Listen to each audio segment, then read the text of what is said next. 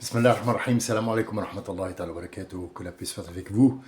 Le bonheur, c'est tout ce que je vous souhaite, le bonheur. Le bonheur, suivi de la santé. Que la santé et le bonheur vous suivent où que vous soyez, qui que vous soyez.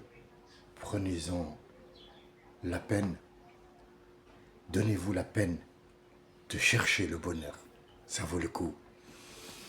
Je voulais aujourd'hui parler de deux sujets qui sont très importants. Alors, c'est pas le mot les traiter, parce qu'on n'est pas là pour traiter des sujets, on est bien d'accord, on n'est rien. Enfin, moi, je parle de moi, hein, effectivement.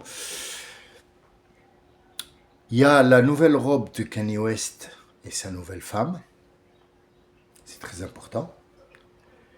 Et il y a le mariage halal, ou alors la bouffe cachère. Ce sont des sujets qui ont une valeur existentielle et avec lesquels on ne peut vivre. Lequel choisir?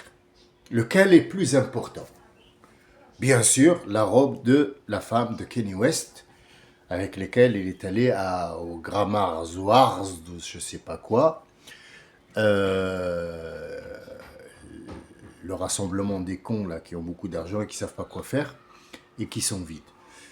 Donc je vous invite à aller voir la nouvelle robe de Kanye West, de la femme de Kanye West qu'il a mis en place. Alors la première mode qu'il a mis, c'est le cagoule où on repasse son visage, des gants et des bottes. On ne sait pas pourquoi, les gens l'ont suivi, hein, c'est devenu une mode, donc il travaille. Et là, il nous a surpris il y a 2 jours avec un bas. C'est un bas, c'est une toile, un bas comme les femmes le mettent, le bas. Mais il en a fait un débordeur, une robe mini. Donc sa femme est à poil, hein, on est bien d'accord. Elle a enlevé sa doudoune. Et puis vous allez voir sur internet, hein, je vous montre rien parce que c'est honteux. On en est arrivé là. Il y a un monsieur qui me plaît. Alors, je parle de l'artiste et non pas de la personne, on est bien d'accord. L'artiste qui a dit dans une chanson, et il s'appelle Tunisiano l'artiste, il a dit: Oyez, citoyens, c'est les paroles d'une chanson de rap, on est bien d'accord, hein, c'est pas ni du Coran, ni la loi martiale, ni le truc. Hein. Il a dit: habiter dans les quartiers, mais mis de côté. Libre, mais sans identité. Quand les dés sont truqués, sont bipés, ça donne naissance à la racaillerie. Alors c'est peut-être des paroles de rap, hein, malheureusement la personne, enfin le chanteur que moi j'aimais bien à l'époque, malheureusement il a viré dans un autre camp. Maintenant il est fauché à mort, il essaye de se refaire, mais il est tombé dans le piège de beaucoup d'argent et puis il est perdu, il n'a plus ces valeurs dont il parle. Ce qui nous amène à dire que parfois on dit des choses, mais la plupart du temps on dit n'importe quoi. C'est une robe, ça? Allez voir Kanye West, la robe de Kanye West sur internet, vous allez voir. Dites-moi, est-ce que ça, le cerveau humain l'accepte? Je vous laisse voir. Après, c'est à vous de prendre une petite idée. Parce que si je vous donne mon idée à moi, je vais mettre tartiner la première couche, deuxième couche, troisième couche, quatrième couche. Et en fait, je vais vous faire un lavage de cerveau. Non, non. Vous, voir. Après, on a le mariage. Ce qu'on entend beaucoup, c'est le mariage halal. Allez, tu viens, on va faire le halal. C'est quoi, monsieur, le halal? C'est quoi? Bah, halal, c'est que je prends ma femme, française ou arabe, on s'en fout, et on va chez un cheikh ou un imam, Et on fait le mariage avec le Coran. Alhamdulillah, ya Rabbil Alamin, Ar-Rahman, Ar-Rahim. Je vous déclare marié femme. D'accord. Ok. Alors, pour que vous ne soyez pas perdu, Shir, en arabe littéraire, Ash-Shaykhu, c'est celui qui a atteint un certain âge, est devenu vieux. Par rapport à son âge, on dit le sage, Shir. Mais on peut le dire à n'importe quoi. Est-ce que le prophète et ses compagnons l'ont utilisé? Non, il n'y a pas de Shir. On ne peut pas dire le prophète. Non, ils ont tous fait le hajj, mais de nos jours, celui qui va au pèlerinage, on oublie son nom, on dit le hajj. Ils sont tous des hajj. Ça ne veut rien dire. Donc déjà, on bascule vers le n'importe quoi. Le mariage. On dit Alhamdulillah, ya Rabbil Alamin, ils sont mariés. Alors, est-ce que c'est un mariage?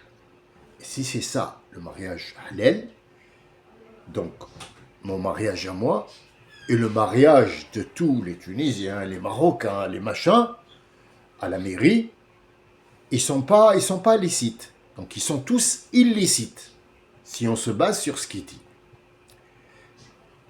Mais les bases du mariage, c'est quoi en fait?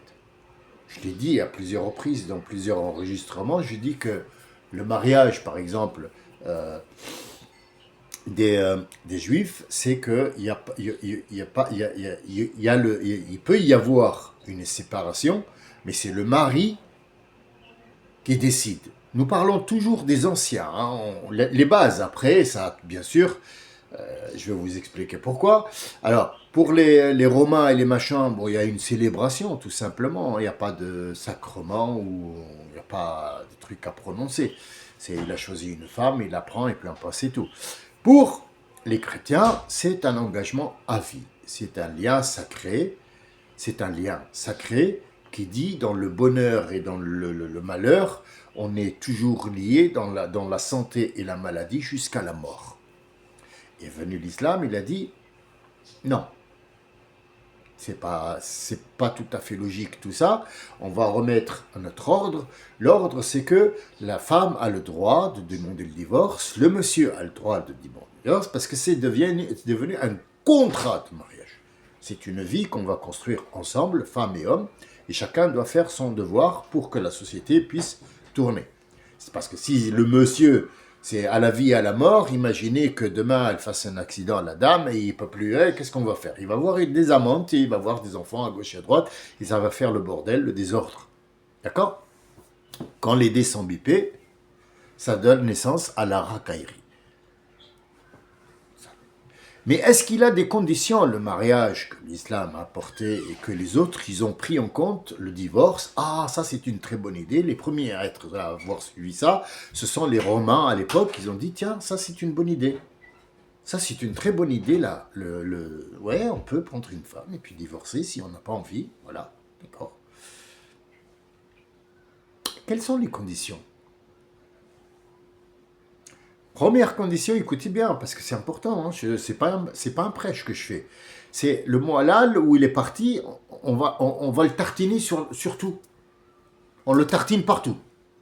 Alors de l'eau halal, ah non, t'as pas le droit de dire que des mots halal, on ne sait plus. En fait, le mot, il veut plus rien dire.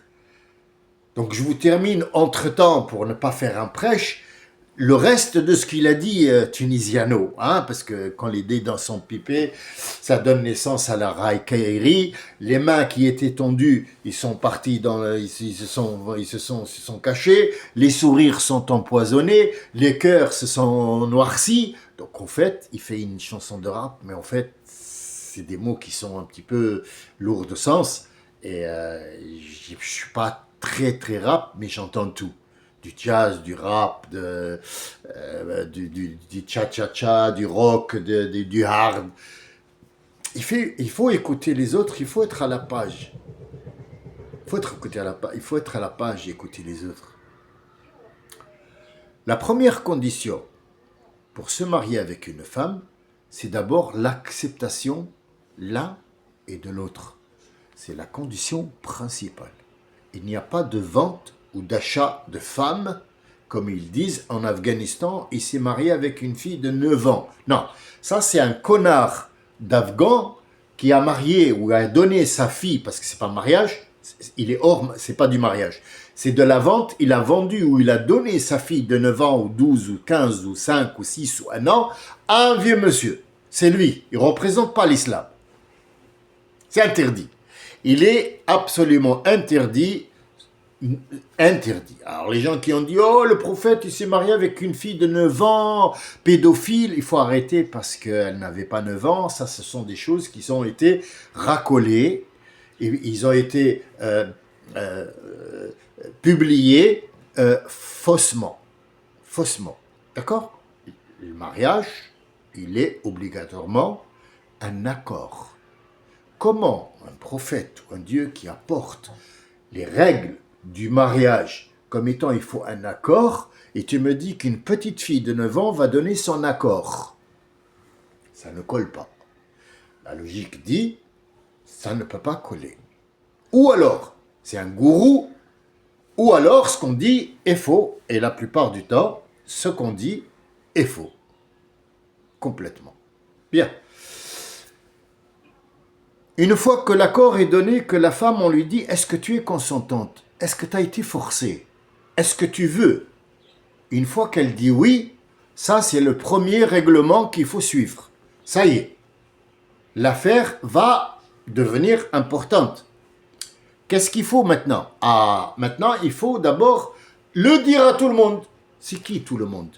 En Asie, par exemple, quoi, on va en Afghanistan, on envoie des invitations à New York, Washington, pour dire qu'il y a un Tunisien qui va se marier. Non, les deux familles, et ou c'est une tribu, ou c'est une ville, et on ne va pas inviter toute la ville.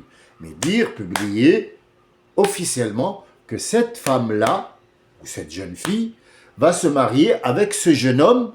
Donc, fini maintenant de venir dire « Est-ce que votre fille, elle est libre? On voudrait bien savoir si elle veut se marier avec notre fils. » Ça s'appelle la publication du mariage. Ça se fait ici, en France, quand il y a un mariage qui va se publier ou une entreprise qui s'ouvre ou un truc qui va se faire ou un appel d'offres. Il se met dans les journaux, obligatoirement, il faut absolument l'annoncer. S'il y a quelque chose, s'il y a quelqu'un qui s'oppose, qu'il parle maintenant ou qui se taise à jamais. Et on donne un délai. Les deux familles sont accordées, c'est bon. Donc on va se mettre d'accord pour inviter du monde, pour qu'ils mangent, pour qu'ils sachent que c'est une vérité, que ce mariage va avoir effectivement bien lieu. Une fois que monsieur, celui qui a les clés en main, ça veut dire à qui il a été donné d'avoir la responsabilité d'assister à ce mariage et de le lier, ça doit être forcément un imam ou un shir, ça veut dire quelqu'un qui est sage et qui connaît les lois du mariage et qui va sceller ce mariage devant deux témoins d'un côté et de l'autre côté, le tuteur légal de cette dame, puisque cette dame, c'est pas une histoire, elle est faible et l'homme il est fort. Non, non, il faut qu'elle assure ses arrières parce que ce tuteur va lui demander des comptes à ce monsieur si jamais il la laisse tomber, ou il lui donne pas à manger, ou il lui donne pas ses vêtements, ou il lui donne pas à manger, tatati, ou il la laisse pas, c'est lui qui intervient. Donc c'est la logique même de la logique. Donc, on s'est aperçu que tout ça allait virer vers le cauchemar. On l'a placé sous le nom de la République tunisienne ou marocaine ou le royaume marocain ou l'Égypte qui est une république aussi. Donc voilà, elle doit se faire à la mairie où il y a le monsieur le maire qui normalement va sceller cet acte par écrit.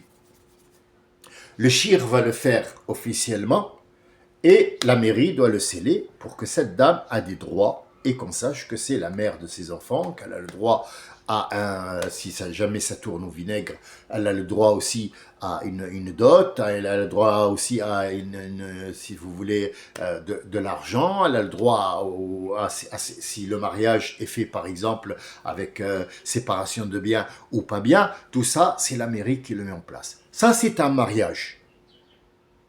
Le halal, là, donc, allez, il prend la femme et il va devant un monsieur à qui il donne 30 euros pour qu'il lui dise, bon, bah, maintenant vous êtes mariés. Puis il passe 5 jours avec elle, puis après lui dit, écoute, ça n'a pas marché entre nous, allez, au revoir et merci. Ça s'appelle de l'adultère. Ce n'est pas un halal, je sais que je vais me mettre des gens sur le dos, il n'y a pas de halal là-dedans.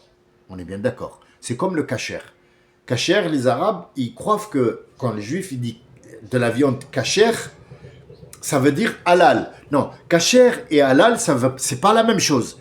Kasher, c'est le rabbin qui vient dire des mots de la Torah dessus, donc elle est devenue, c'est bon, licite. Enfin, c'est la même connerie. Mais il apporte le vin, il dit des mots dessus, alors le vin, il est devenu kasher.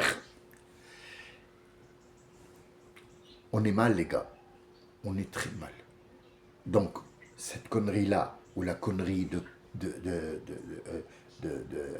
West, ou comment il s'appelle, Kanye West. Kanye West, ça veut dire connerie qui nous vient de l'Est, c'est pareil, tu vois, je viens de l'inventer, hein. Voilà, mais bon, je pense qu'elle lui colle bien à la peau. Donc là et là, c'est pareil. Donc sachez que ce monsieur qui vient vous dire l'eau est halal, le mariage est halal, la viande elle est halal, le truc est halal.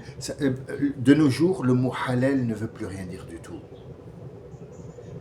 Halal, quand on va manger de la viande halal, c'est pas parce qu'elle est vendue par un arabe ou un nord-africain qu'elle est halal. Le mot halal, il faut égorger le mouton ou la vache pour que le sang sorte, parce que le sang, il n'est pas bon pour la santé, et il faut absolument, c'est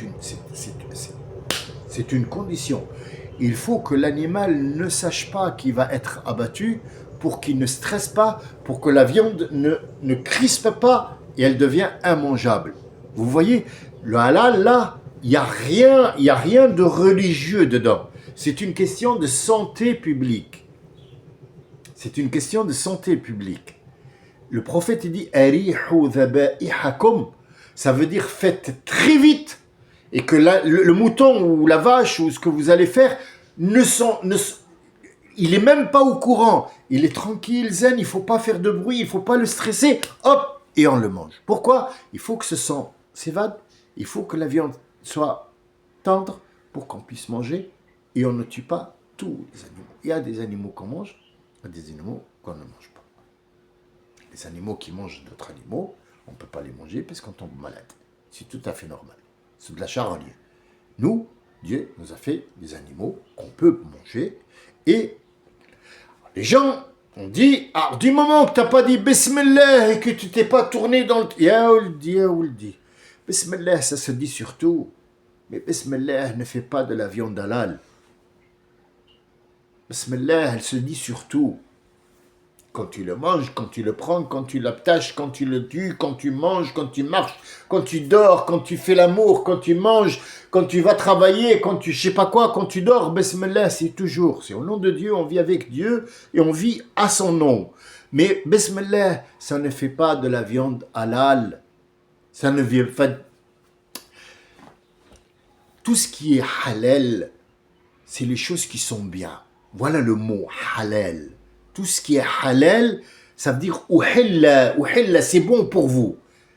Halal, ça veut dire c'est bon pour vous. C'est pas une question de condition halal, c'est écrit dessus. Non. Tout ce qui est halal, c'est bon pour vous. Tout ce qui est haram, il est néfaste pour votre santé, pour votre intégrité, pour votre relation sociale, les relations intimes. C'est pas bon. C'est pas bon. Haram, c'est pas bon. Ça veut dire que c'est pas bon. Imaginez que quelqu'un est chez sa femme et il va avoir des relations sexuelles qui sont haram. Pourquoi ils sont haram? Parce qu'il peut apporter une maladie, la transmettre à sa femme. Tout simplement. Allez, prenons le gars le plus simple possible. C'est ça. Ou alors avoir des enfants et avoir après des problèmes. Et ils sont pas reconnus et ainsi de suite. Et ça fait une société de merde. Et là, quand les dés sont bipés, naissance à la Rakairi, Tunisiano, reprends-toi, mon frère. Et reviens sur la scène. Et fais des chansons un petit peu qui ont un sens. Et laisse tomber la fumette. Ça marche pas. Ça marche pas.